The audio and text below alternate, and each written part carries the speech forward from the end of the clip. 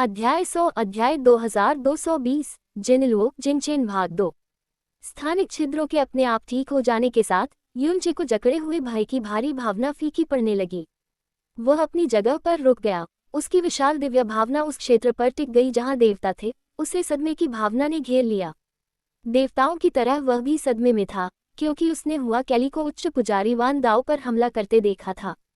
यदि महायाजक वान दाओ अपने कानूनों पर नियंत्रण बनाए रखते तो देवता निश्चित रूप से प्रवेश कर जाते, और उनके बीच कम दूरी के कारण युनचे अंतहीन कोहरे समुद्र की अथाह धूल के दमन के बावजूद निश्चित नहीं था कि वह बच सकता है। फिर भी ऐसा होने से पहले महायाजक वान दाओ पर हुआ केली ने हमला कर दिया था। स्थानिक दरारें बनाने के लिए अपने नियमों का उपयोग करने से वान दाओ को पहले से ही चोटें लगी थी। वह हुआ केली की तलवार के प्रहार के बल से तुरंत गिर गया। लेकिन हुआ केली ऐसा क्यों करेगी? उसने जो कुछ भी सहा था, उसने उसके साथ जो कुछ भी किया था, उसके बाद ऐसा करने का कोई कारण नहीं था। बस क्यों? युनचे ने खुद से पूछा। सवाल हवा में एक वजन की तरह लटक रहा था जिसे वह हिला नहीं सकता था। वह ऐसा क्यों करेगी? लिटिल केली, लियू शियाओ ने अविश्वास में बड़बड़ाया। उसकी आंखें चौड़ी हो गई और वह अपने सामने के दृश्य को देखकर अचंभित हो गया।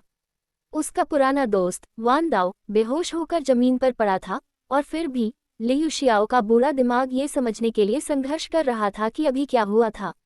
वह इसे समझ नहीं पाया। उसके विचार दौड़ रहे थे, अकल्पनीय को समझने की कोशिश कर रहे थे। यहाँ हर कोई पान बुवान के खिलाफ चौकन्ना था, यहाँ तक कि मुख्य पुजारी भी सबकी नजरें उस पर टिकी थी। उसके अगले कदम का इंतजार कर रही थी, लेकिन कौन ये पहले से सोच सकता था? किसी को भी उम्मीद नहीं थी कि हुआ केली वान दाओ पर हमला करेगा। जब प्राचीन सच्चे देवताओं ने पान बुवान को अन्य सच्चे देवताओं को मारने से रोकने के लिए हस्तक्षेप किया, तो बाकी सच्चे देवता सुरक्षा के लिए वान दाओ की तरफ चले गए थे। चूंकि वे सभी एक ही पक्ष में थे, इसलिए किसी को भी अपने ही लोगों की तरफ से किसी विश्वासघात या हमले की उम्मीद नहीं थी। कम से कम इतनी नज़दीकी से इतना भयानक हमला तो नहीं।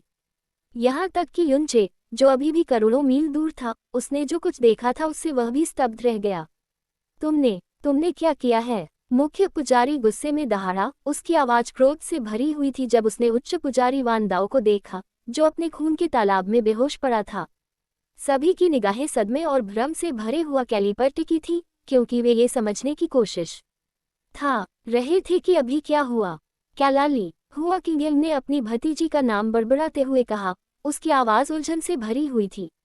युनचे ने उसके साथ जो कुछ भी किया था, उसकी झूठी कोमलता, उसका झूठा स्नेह, उसका झूठा प्यार केली को उससे नफरत करनी चाहिए थी। उसे कड़वे अंत तक पीड़ित देखने के अलावा और कुछ नहीं चाहिए था। अगर देवताओं ने युनचे को पकड़ लिया होता तो कैली के पास अपना बदला लेने के लिए दुनिया का सारा समय होता। लेकिन क्यों? कैली ने उच्च पुजारी पर हमला क्यों किया, जिससे उसका बलिदान विफल हो गया?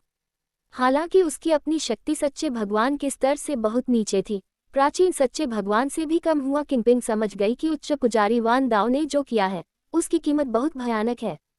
लेकिन इससे पहले कि उसके परिश्रम का फल मिल पाता, उसकी भतीजी ने उस पर हमला कर दिया। जैसे जैसे देवता धीरे धीरे हुआ कैली से दूर होते गए, हवा में तनाव बढ़ता गया। अब उसके पास सिर्फ उसकी चाची हुआ किंगपिंग ही थी, क्योंकि लियू शियाओ ने हाई प्रीस्ट वान दाओ की जांच करने के बाद उसके करीब से उड़ान भरी थी। हुआ कैली, मैंने तुमसे पूछा क्यों? मुख्य पुजारी की आवाज गरज उठी। उसका गुस्सा बढ़ रहा था। हुआ कैली को घूरते हुए उसके पुराने रूप पर धीरे धीरे तराजू जमने लगे। उसका गुस्सा साफ झलक रहा था। ये सच था कि हुआ कैली शुद्ध भूमि में पली बड़ी थी और उच्च पुजारियों के करीब थी, यहाँ तक कि मुख्य पुजारी के साथ भी उसका कुछ हद तक दोस्ताना रिश्ता था। लेकिन इनमें से कोई भी उसे उसके कार्यों के परिणामों से नहीं बचा सकता था।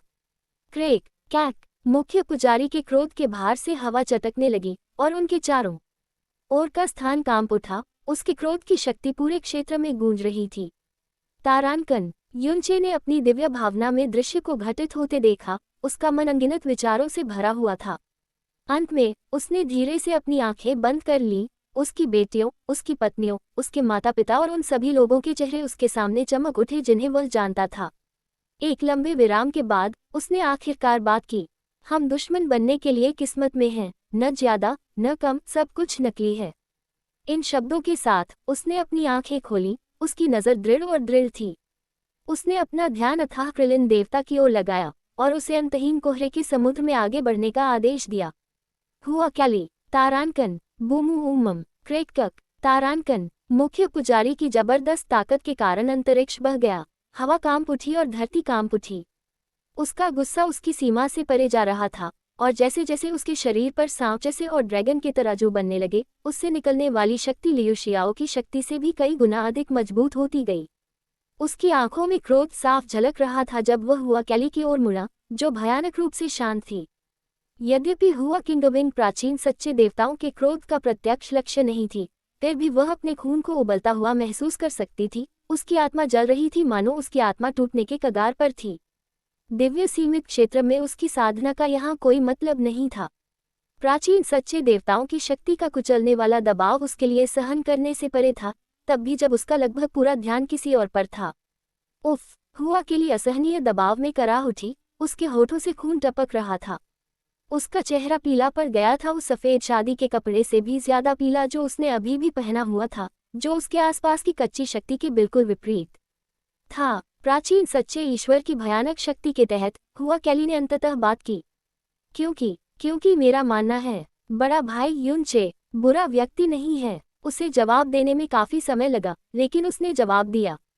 प्रश्नवाचक चिन्ह प्रश्नवाचक चिन्ह प्रश्नवाचक चिन्ह प्रश्नवाचक चिन्ह प्रश्नवाचक चिन्ह प्रश्नवाचक चिन्ह प्रश्नवाचक चिन्ह प्रश्नवाचक चिन्ह प्रश्नवाचक चिन्ह प्रश्नवाचक चिन्ह प्रश्नवाचक चिन्ह प्रश्नवाचक चिन्ह प्रश्नवाचक चिन्ह प्रश्नवाचक चिन्ह प्रश्नवाचक चिन्ह प्रश्नवाचक चिन्ह। बुरा व्यक्ति नहीं है, उसके जवाब ने सभी को चौंका दिया, जिसमें हुआ किंगपिंग भी शामिल थी। आश्चर्य स्पष्ट था, और वे सभी उसे ऐसे घूर रहे थे जैसे उसने दुनिया का सबसे हास्यास्पद चुटकुला सुना दिया हो। पान बुवांग भी उसकी बातों से हैरान था, उसे समझ में आ गया कि वे कितनी बेतुकी बातें थीं। उसने हुआ कैली और युनचे के विकृत प्रेम की कहानियां सुनी थीं, और वह जानता था कि फॉग सम्राट ने क्या अराजकता फैलाई थी। चूंकि युनचे और फॉग सम्राट एक ही थे, इसलिए युनचे एक अच्छा इंसान नहीं था। पान बुवांग ने जो किया, उसका कारण ये था कि वह युनचे की दयालुता का बदला चुकाना चाहता था। जीने के लिए कुछ भी नहीं बचा था, इसलिए उसने अपनी जान देकर उस दयालुता का बदला चुकाने का फैसला किया था। लेकिन हुआ केली का इससे क्या लेना देना था? युनचे उसने उसके साथ जो कुछ भी किया था, वह उसे 100 बार उसका पीछा करके उसे मारने के लिए काफी था।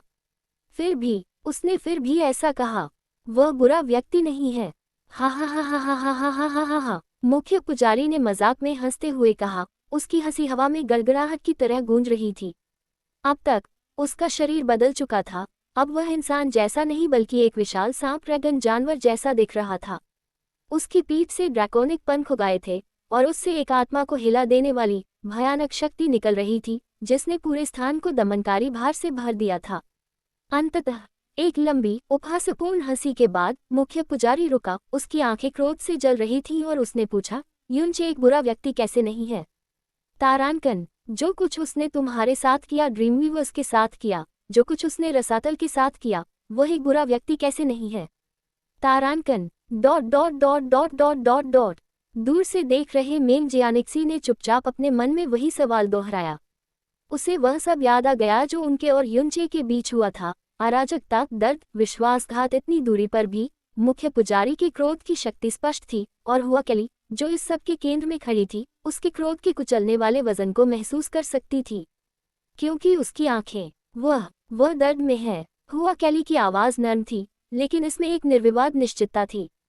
अंतहीन कोहरे वाले समुद्र की गहराई में मौजूद जानवर की गति अचानक धीमी हो गई, उसके ऊपर मौजूद आकृति उसके जवाब स्तब्ध रह गई।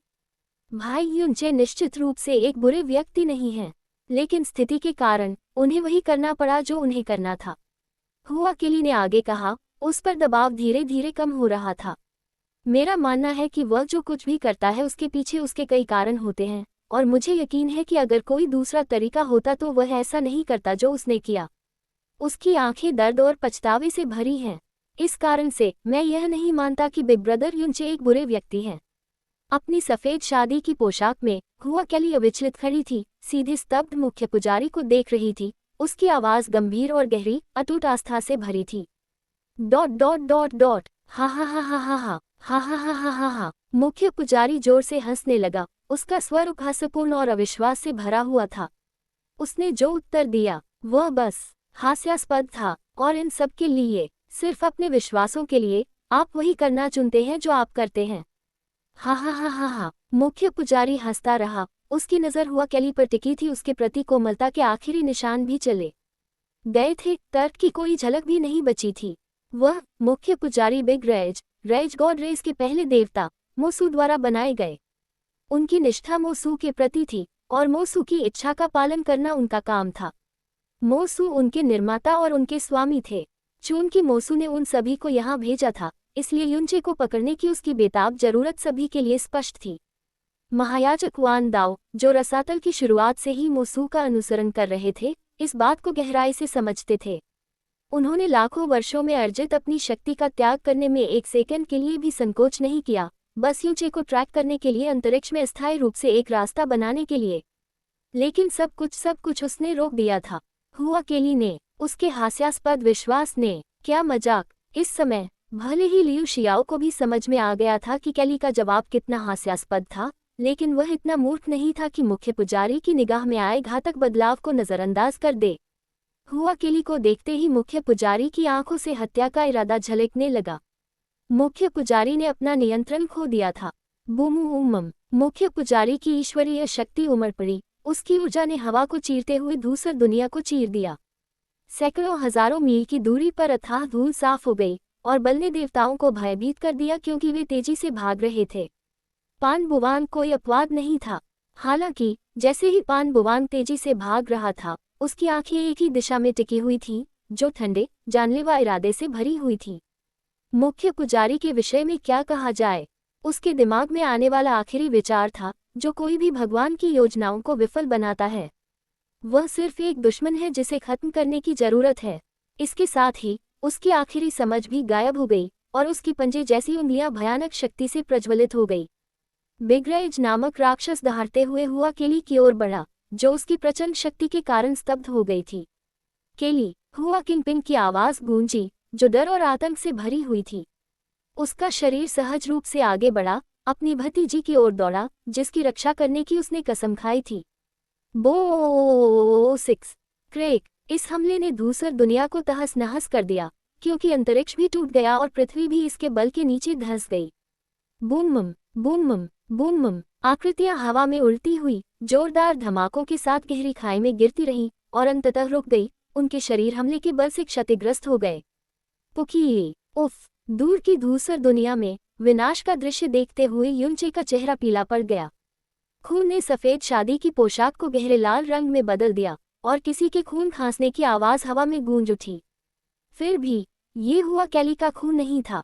धीरे धीरे हुआ केली ने अपनी खून से सनी आंखें खोली। उसका चेहरा पहले से भी ज्यादा पीला पड़ गया, क्योंकि उसने अपने सामने के दृश्य को देखा। हुआ किंगविंग की एक आकृति खून से लथपथ पड़ी थी। उसके सामने बस कुछ मीटर की दूरी पर हुआ किंगपिन के सामने लियू शियाओ की बुरी आकृति मुख्य पुजारी के विनाशकारी हमले को रोकने के लिए ठीक समय पर प्रकट हुई।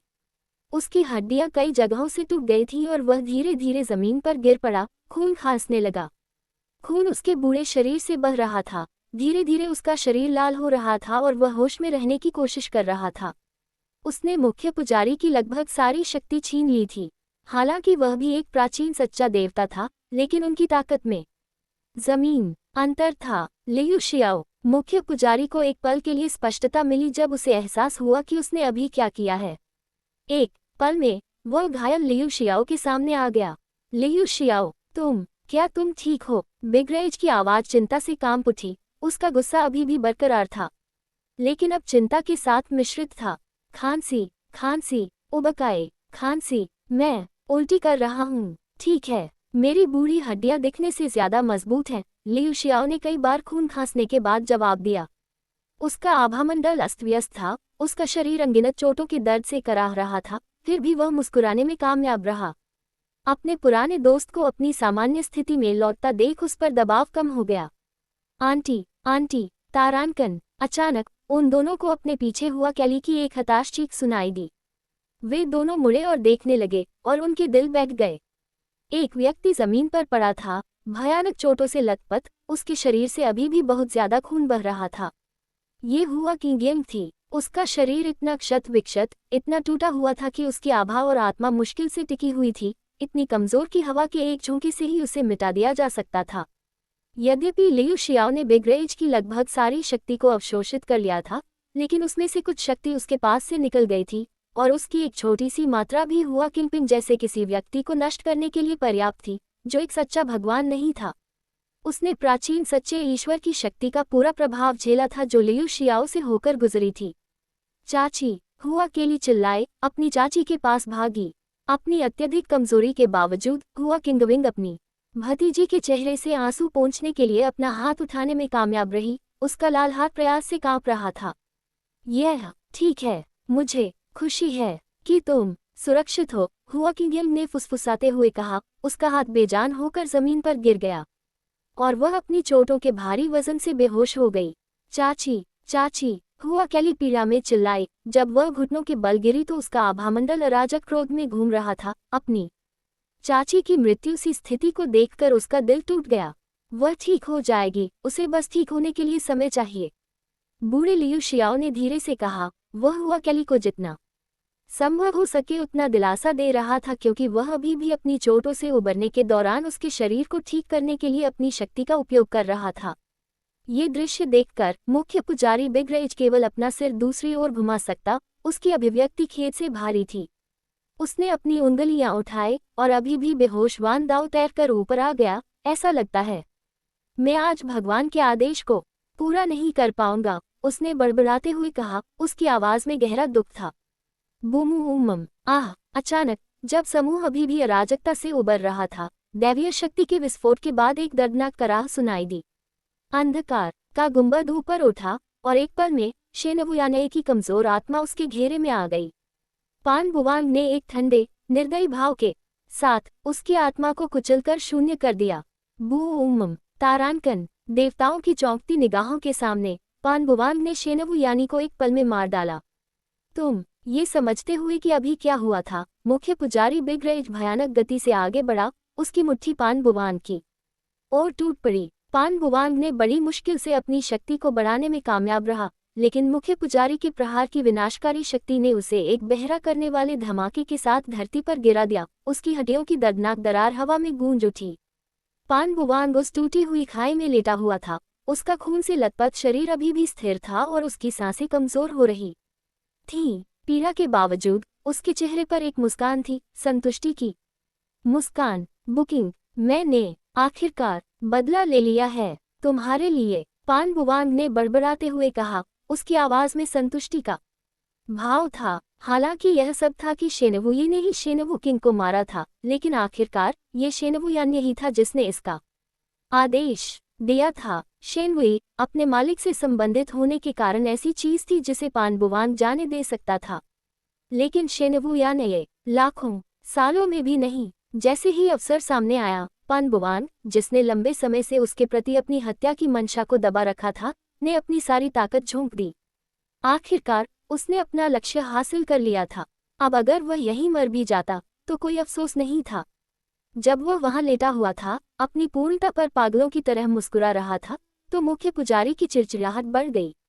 ये सच था कि जो लोग अपनी दिव्य आत्मा का कुछ हिस्सा आत्मा हॉल में छोड़ देते हैं, उन्हें पुनर्जीवित किया जा सकता है, लेकिन वान दाओ की चोटों और संसाधनों की कमी के कारण शेनवुयान ने पूरी तरह से मर चुका होगा।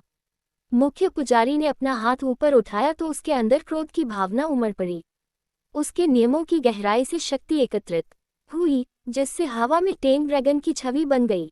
भयंकर गर्जना के साथ वह पान बुवांग को हमेशा के लिए खत्म करने वाला था। पुकी! अचानक एक खौफनाक आवाज हवा में गूंज उठी और मुख्य पुजारी ने अपनी हरकतें रोक दी तथा शोर के स्रोत की ओर मुड़ गए। लियू शियाओ, वान दाओ और हुआ किंगपिंग से घिरी हुई हुआ केली अपने घुटनों पर गिर गई। अपने पेट को पकड़ते हुए उसने खून की उल्टी की। उसका चेहरा पीला पड़ गया था और उसके होठों से खून बह रहा था। उसका पूरा शरीर कांप रहा था। प्रश्नवाचक चिन्ह, प्रश्नवाचक चिन्ह, प्रश्नवाचक चिन्ह, प्रश्नवाचक चिन्ह, प्रश्नवाचक चिन्ह, प्रश्नवाचक चिन्ह, प्रश्नवाचक चिन्ह, प्रश्नवाचक चिन्ह, प्रश्नवाचक चिन्ह, प्रश्नवाचक चिन्ह, प्रश्नवाचक चिन्ह, प्रश्नवाचक चिन्ह, प्रश्नवाचक चिन्ह, प्रश्नवाचक चिन्ह, प्रश्नवाचक चिन्ह, प्रश्नवाचक चिन्ह।